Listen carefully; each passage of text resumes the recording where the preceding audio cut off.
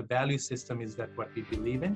But when we started this company, we said, look, we are a people-first company. And the reason is we state that is, there's a saying that we have in the company saying that, without customers, there's no business, but without employees, you don't have a company. Welcome to Grow Think Tank. This is the one and only place where you will get insight from the founders and the CEOs of the fastest growing privately held companies. I am the host. My name is Gene Hammett. I help leaders and their teams navigate the defining moments of their growth. Are you ready to grow? Customer results are absolutely important as your company grows, creates traction in the marketplace, creates an impact. Treating your customers with kindness and getting them the results that they expect based on the promises all of your account managers and sales reps have made are very, very important. But one of the best things that you can do to create customer results is understand the factor of the employees inside this. Today, we're going to talk about an employee-first culture. An employee-first culture is where leaders really take care of employees, where they feel connected to the work. They feel a sense of ownership and pride in what they're doing. And they've done that very intentionally. It's more than just creating a best place to work, although we're going to talk about that today in today's interview. It's more than just, bean bags and sodas and all those things. There's so much more to it. Today, we're going to unpack that. Our special guest is the co-founder and managing director of SYNERGEN Health. They were a 5-time Inc. company. They've really grown fast, but they've also done it the right way by putting employees first. We have Mel G, or I'll try to pronounce this, Mel Gun. I'm sure I butchered that, but you get the point. He is going to talk to you about employee-first culture. What I love about today's interview is we share some of the specific details that are counterintuitive to what most people think about putting employees first. Some of the details today will help you create not just a great place to work, but also a place where people are innovating and people are pushing beyond the boundaries and they're able to navigate challenges like COVID and all the things in front of them because they feel taken care of at work. How does this scale when you create hundreds of employees? Well, today, our guest, Mel, talks about how do you do this at 500 employees and beyond. Before we get in the interview, let's take a moment to look at what you need to do as a leader to create a team of A players. I've created a special training. All you have to do is go to genehammett.com/training and you can get access to it completely for free. It will go over the 3 mistakes that are fixable so that you can tune in to the best leadership possible that creates companies that are willing to grow and companies that can innovate through any trying times. Now, here's the interview with Mel G. Mel, how are you? Doing great. Thank you. Thank you for having me. Excited to have you on the podcast to talk about leadership and growth in a fast-growing economy. Your company has grown really fast over many years. You've made the Inc. list 5 times in a row. It gets harder and harder every year. Mel, tell us a little bit about your company. Yeah, so before I dive into the company, I want to put in perspective kind of the industry we're in. We're in the U.S. healthcare industry, and the U.S. is the most innovative country when it comes to developing new treatment and care for patients. However, the process of getting reimbursed we believe it's broken, has not been really improved, and it's very complex. And the cost of U.S. healthcare system is 18% of the GDP, or over $13 trillion and growing. So that is a problem that we wanted to solve. We believe that the healthcare providers should be able to focus on caring for patients and get paid for the services. So we created this company to provide innovation, efficiency, and transparency in this entire process with our technology and services, and ultimately partner with our clients to help lower the cost of healthcare in the U.S. as well. Well, healthcare has been a big issue with what's going on. I think it's always been a big issue, but it's really in the forefront with COVID and all the things that have been going on with that. That's right. Mel, when you put this together, you really found a different structure. You have a set of co-founders that you didn't want to go after and create different CEO titles. You're all managing partners. Tell us a little bit about why you chose that structure. So I had a company before this, and I was a co-founder and CEO of that company. And it was a friend of mine who was a partner, who partnered with me. And he always had this issue of, this title, me being CEO and him being president. And that I felt like that was something that I learned that I didn't want to have within this organization. We wanted to create a flat culture. The other part of it is, if you have the CEO gone on vacation for 3 weeks or a month, suddenly the CEO is missing, right? So here we have managing partners, and if one's missing on vacation, on a break or whatever, we have others in the company. So it doesn't feel like somebody's, you lost the leader in the organization. So, and it also created that democracy within the organization where people really felt that, when we say we are a flat culture, it truly is a flat culture. Well, today we're going to talk about the culture of this. One of the things I've known in hundreds of interviews with founders, CEOs, just like yourself, managing partners too, is that they really have an emphasis of employee-centered culture and really putting the employees first in their growth and their connection and they're being cared for. Where did that come from with you? So for us, I think one of the key things is maybe it's a background and how we grew up as well. And I'm originally from Sri Lanka, very family friendly and the value system is that what we believe in. But, when we started this company, we said, look, we are a people first company. And the reason is we state that is, there's a saying that we have in the company saying that, without customers, there's no business, but without employees, you don't have a company. And we believe that happy employees create happy customers, and you cannot really expect great service to your customers if you don't have employees who are, trained, who are talented, and truly happy. So that's kind of the reason that we are focused very much on the employee. I know I feel like it's even more important when you have a group of employees that are required to think. I say that because there's a big company out there that, their founder is is the richest person in the world. You guys can figure it out. Yep. But I'm not saying that not all of their employees are required to think, but everything's systematized to the point where it's just, they need labor. They need people to just be there to do the stuff. Whereas in your line of work and in most people's work, people are neck up, right? We're really required to think. And that really does take leadership that puts employees first. What do you think to that? Yeah, so for us, empowering people is very important. And I take a sports analogy where, for you to even compete in a sport, when you come to, like, for example, professional sport, you have to have talent. You have to get talented people. You need to have people who work together, which is they have the common values. They need to have a vision that they need to be following, and they need to continue to be coached and they need to continue to practice. So for us, and then they also need to be given the authority to make decisions. The coach can't be there to make those decisions when they're playing, right? So that's the philosophy that we try to follow as well. How do you get talented people? I mean, we hire only college graduates. We truly try to hire the best people. The other part of it is, we coach them. We invest heavily in training them. And, and a big part that we talk about is, what gets us here won't get us to the next level. So how do we continue to look at and train not only our staff, but also ourselves so that, we can take that to the next level? How do you empower these people to make those decisions without micromanaging them? Now, hold on for a second. Mel just talked about hire the best and coach them. Well, we all know that we need to hire the best people, but you also want to invest in them in the right kind of coaching. Now, you may coach them internally, which is fantastic. Those coaching skills are necessary to be the kind of leaders that your team really needs and craves. But where are they getting those skills? Where are they really understanding how to coach people? A lot of people misunderstand coaching. They think it's more like mentorship, and there is a difference. When you really think about coaching, it's asking questions that allow people to see themselves as they've never seen themselves before, and to make decisions based on choices they didn't know they had. Now, that may sound like double talk to you, but coaching really is one of the most powerful elements of this. I became a coach not because it was a cool business model and I thought people would think it's cool. I became a coach because it was one of the most powerful ways in my own life to see growth.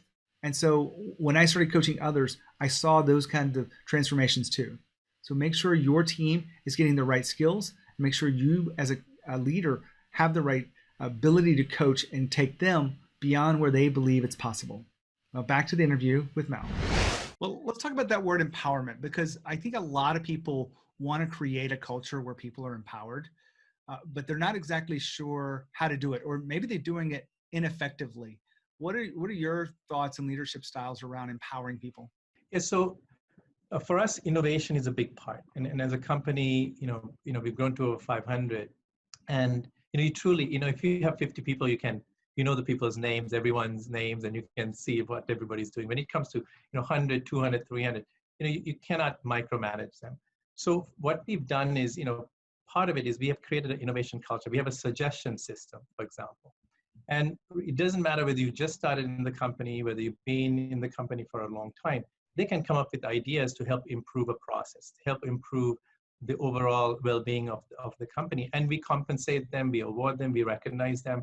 So that has allowed us, we have got over 1,000 plus, ideas that people continue to come in and provide ideas to the organization to help improve. So we feel that has really empowered them to make decisions. And the other part of it is, we've created a framework. We've created a framework.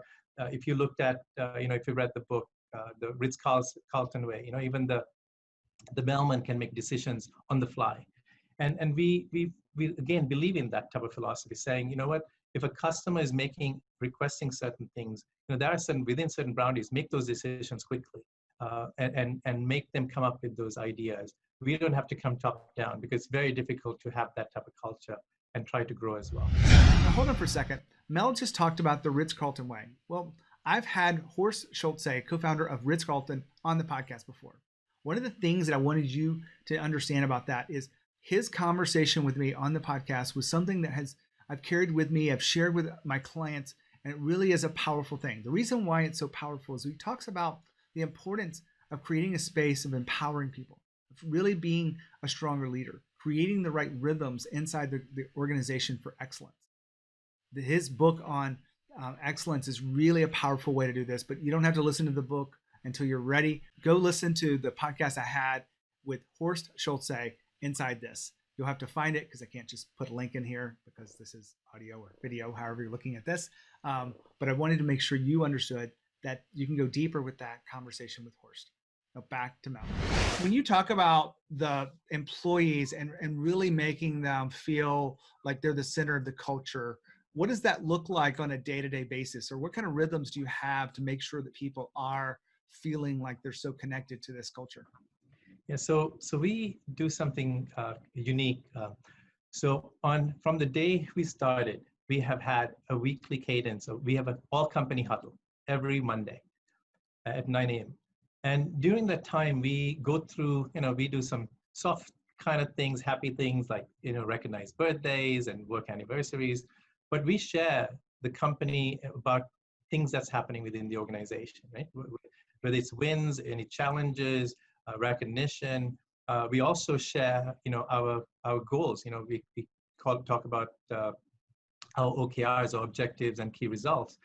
We do this on an annual basis, and then we look at it on a quarterly basis, and we share all this information. We are very, very transparent with our staff. So that is one thing that allows our people. It was a challenge when we went to COVID, when this COVID thing happened, and we had to move everybody to work from home.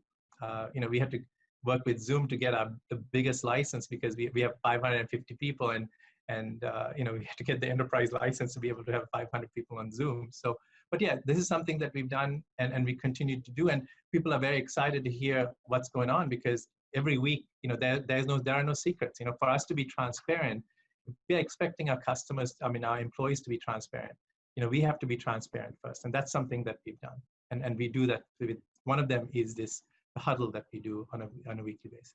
Is there anything you do on a one-on-one basis to make sure that you have an employee-centered culture? Yes. So, one of the things that we believe is that, coaching, we don't believe we can outsource the coaching, all of the things. Obviously you have to get coaching from outside, but we believe that the leaders, as well as the next level, need to be coaches. So we have one-on-ones, and something that we initiated just recently is also, we've asked people to share, this is the managers. So we have about 40 plus managers.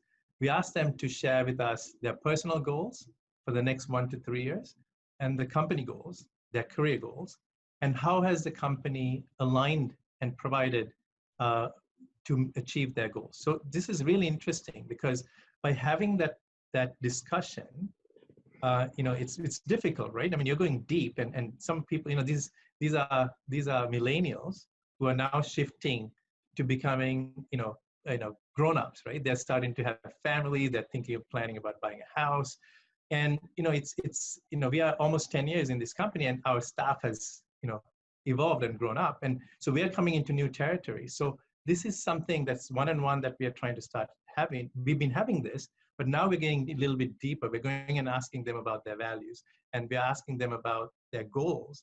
And the key is for us now, we're trying to make sure how can we align our company goals with their personal and career goals.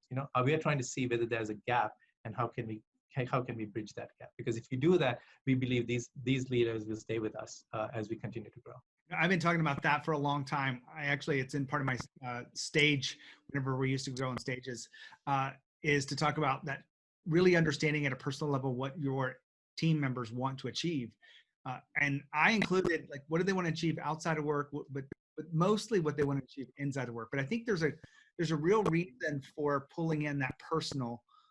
I think it's around the leader's job is to find the alignment between what they want at a personal level and what the business wants.